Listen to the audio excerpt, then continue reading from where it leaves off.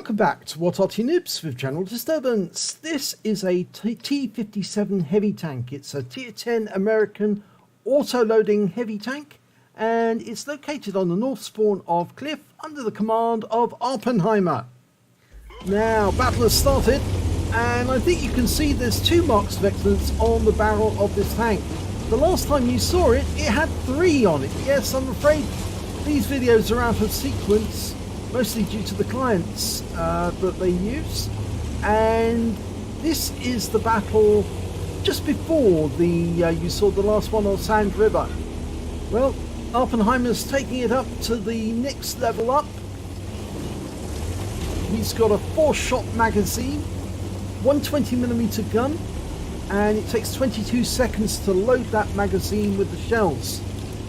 Now he's carrying 28 rounds of heat ammo and 8 rounds of standard AP. And I suspect that Awppenheimer knows he's up against some tough opposition, and he's going to need the penetration capability of this massive gun to defeat this enemy. Now it takes 6 seconds from the first shot to unload the magazine into an enemy tank, but you can virtually delete an enemy tank because it's got 400 alpha, penetration of 258mm with a standard AP and 340mm with the heat ammo. Now he's coming up, he's going to go round the cliff, round the mountain. Normally I think most tanks, when they get up here, they're cautious about running into opposition all of a sudden, but he's got an E50M ahead of him, so he should be able to spot the enemy. Okay, we've got an opponent. It's a Super Conqueror, Tier 10 British. 5-1 in, and tracks him with the second. And the Super Conqueror is now paying attention to us, fires one in at us, but we get 2 into him. 350 hit points we lost, but we did 756 hit points of damage to him in the process, and we're reloading. You can see Awppenheimer hiding his lower plate just in case that Jag Tiger decides to do some more damage. That's the Tier 9 version, not the Tier 8 one. It's got the 128mm. Going in, 1 round in, 2 in, 3, and can he delete it? Yes, he does. He's got a 705 for backup and an IS-4 as well, but he's now just got to wait the last few seconds before he can then go in and take out those next enemies.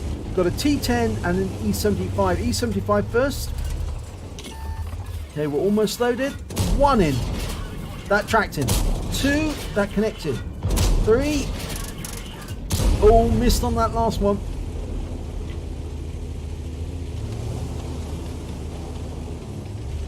Now it's just shy of 800 hit points against the E75. Tracked him with the first round, and it didn't appear to actually go through. Almost there. Ready to go. The IS-4 is holding them back. He's using that wreck for cover. We're going to use the wreck as well. Moving forward. Can we get the kill shots? Well, we've got a tracking shot. Now, can he go for lower plate? Yes. 1 in. 2 in. Oh, left him on 19 hit points. And he didn't fire that last round. I think he was thinking about that T10 just a little way off, because it appears that T10 is threatening to side scrape around that house. Yeah, we can just see the rear of him, and we're firing rounds in his direction, but he's not getting any damage. It's taken a couple of rounds, but we're almost loaded, and that was a round from Arty. Both Arty have been firing in this direction, and I think they may be attracted by the fact there's multiple tanks together. That normally attracts me when I'm firing at Tier 10s, that there's more than one Tier 10 together. Yep, that's going to make a very juicy target, because 1 round is going to damage more than 1 tank at the same time. The IS-4's been stunned as well. We've used our first aid to get rid of the stun.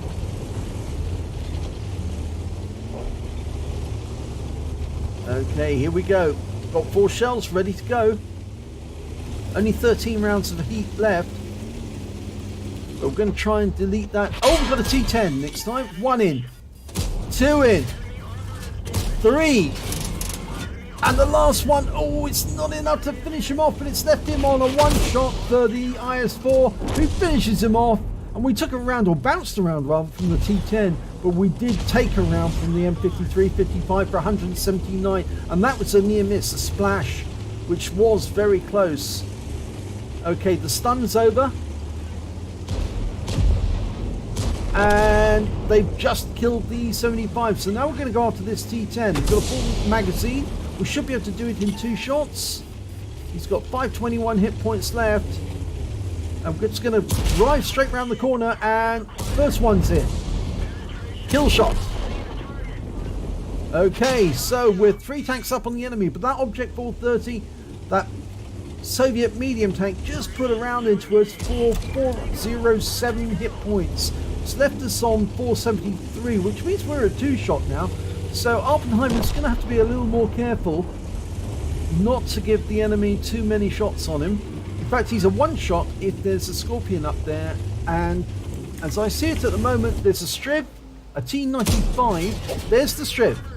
2 in, finishes him off, 625, but he's going for the reload. And because he's got 3 kills, he's now been asked to platoon with the Object 140. That would give a brothers in arms, because both of them got 3 kills. And there's the T95. Okay, so we know where the T95 is. Where is the other enemy? The E75, the heavy. 1 into the side, 2 into the side, 3, but we don't know if it went in. He fires the last one in. All it does is track him. Okay, so the good thing now will be to actually find a position on the cliff that we can fire at both those tanks without getting hit in return. Or halfway through the reload. Okay, from here we can see him nicely. And he's going to have difficulty seeing us. And he's gone down. He's been killed by the Object 268. And we get down the cliff fairly easily. And now it's just that E75 and the Arty. And he's loaded a mag of the AP because he's run out of heat ammo. It's going to be an expensive build for heat ammo, but he has platooned with the Object 140 for the brothers in arms. And the E75 has been killed, so it's now just to find the Arties and kill them. There's one. There's the other. He goes for the M53 first, but the kill goes to the 268. There's the batch at 155-58. I think our own Arty will... Oh no, we haven't got any Arty anymore. They've been killed, but we take the shot and kill him. So that's game. And that was nice. So, 2 marks on the barrel. Not for much longer. And there you have it. It's an ace tanker for Awppenheimer in the T57 Heavy Tank. He got a fire for effect for getting more damage than the hit points to his own vehicle, but more importantly, he did pick up that 3rd mark of excellence on his tank, and I'm sure he'll be very pleased to have that, because he certainly does know how to make this tank work. He generates the damage on the enemy, so it makes those rounds pay for themselves. He got a fighter badge for getting at least 4 kills. He got 4 exactly, and a spotter badge for spotting at least 1,000 hit points of damage on the enemy. A duelist for taking down 2 tanks who did damage to him during the battle. A hand of God for surviving the battle, having received damage from 4 different enemy tanks and surviving. And a bruiser medal for getting at least 5 critical hits. He managed to get 10 in total. But he also picked up a brothers in arms for getting at least 3 kills and being in platoon with somebody else who had 3 kills. And he also managed to get the high caliber for dealing the most damage in the battle overall. And the win 8 for that game was 11,931, which is super Unicum standard on anyone's books. And it was a very effective battle. Let's have a look at the team scores to see where we stand.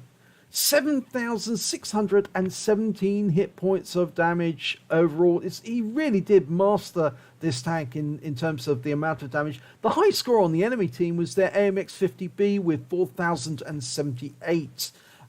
When it came to kills, he was top of the table again. He managed to get 4. The next high score was the Object 140, his platoon mate, who managed to get 3. And then there's a whole bunch of tanks with 2 kills. And when it came to base XP, well, he had a clean sweep at the top. He had 1,296 base experience points. The Object 140 had 899, and the T10 managed 822. So he really showed them the way to generate the necessary damage to help his team win. He was actually carving his way through the enemy heavy tanks round the cliff. Let's have a look at the detail report. He fired 30 shots. He got 28 direct hits and 22 penetrations. I think one of those shots actually he fired at the Super Conqueror. It didn't really connect at all, and so I think that was the one that he missed on the direct hit. And the other one might have been on the T95 when he fired at it when it was a blind shot and it just totally missed altogether. But 22 penetrations, and that's mostly down to the fact that he was using the heat ammo. Otherwise, I don't think he would have got through some of the opponents he was up against without it. He did damage of 7,617 hit points, of which 1,456 were at more than 300 meters. Those were the shots on the T95 and the other targets at range. He received 7 shots from the enemy. 5 of them were penetrations, 2 non-penetrations, and 2 hits from splash damage from the enemy Arty. He blocked damage of 880 hit points. He spotted 3 enemy vehicles, damaged 9 of the enemy, killed 4 of them, and did damage assistance of 1,162 hit points. On a premium account, he earned 102,278 credits. And after repair, ammunition resupply and consumables, he actually had a deficit of 50,469 credits. And the reason for that obviously was the ammunition. He did use a lot of heat ammo, but he needed to in order to get through the lower plates of those tanks. I think it would have been very, very difficult for him to get through with just standard AP. But I think, this might change in the future if people are forced to use AP, because the special ammo, as Wargaming puts it, does less damage, but does still penetrate to the same extent. He got 2 bonds for getting the Brothers in Arms and for getting the High Calibre, and he also got 1,944 XP times times none at all. There was no multipliers, so that's all he took away. But it was a very efficient match, and of course it was a very quick one as well, 7.5 minutes for that battle. And just look at those medals. That's very, very nice indeed. And it's always good to have a 3rd mark, because it really proves that you have exceeded the necessary standard to obtain a 3rd mark. Now obviously the last thing for him to do now is to get it up to 100% if he can, which I think most people who've got 3rd marks try to do, to see if they can top the top of the table. But it's still brilliant. It was a brilliant round and very nice to see. And so if you wanted to learn how to 3-mark your T57 Heavy, you have to be very aggressive. You have to load up the gold and go after the enemy. And congratulations for getting your 3rd mark, Awppenheimer. If you enjoyed that replay, please give it a like and do subscribe to our channel. And hopefully it'll be your replay that I'll be featuring in the next video.